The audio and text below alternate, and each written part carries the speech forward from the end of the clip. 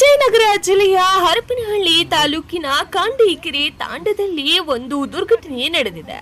ಹೌದು, ಬಂಜಾರ ಸಮಾಜದ ಬಡ ರೈತರು ಹಲವು ದಶಕಗಳಿಂದ ಉಳುಮೆ ಮಾಡಿಕೊಂಡು ಬದುಕು ಸಾಗಿಸುತ್ತಿದ್ದರು. ಜಮೀನಿನ ಮೇಲೆ ಅರಣ್ಯ ಇಲಾಖೆ ಅಧಿಕಾರಿಗಳು ಏಕಾಏಕಿ ದೌರ್ಜನ್ಯ ನಡೆಸಿದ್ದಾರೆ ಎಂಬ ಆರೋಪ ಕೇಳಿ ಬಂದಿದೆ.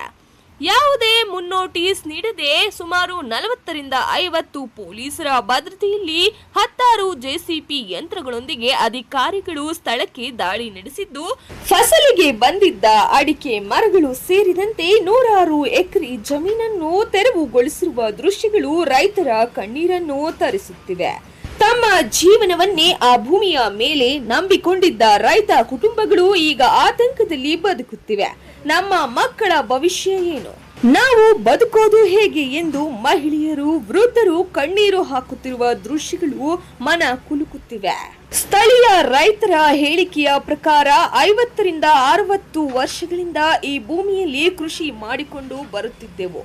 ಆದರೆ ಈಗ ಯಾವುದೇ ಅವಕಾಶ ಕೊಡದೆ ಪ್ರತಿಭಟನೆಗೂ ಅವಕಾಶವಿಲ್ಲದೆ ಅಧಿಕಾರಿಗಳು ಕ್ರಮ ಕೈಗೊಂಡಿದ್ದಾರೆ ಎಂದು ಆಕ್ರೋಶ ವ್ಯಕ್ತಪಡಿಸಿದ್ದಾರೆ.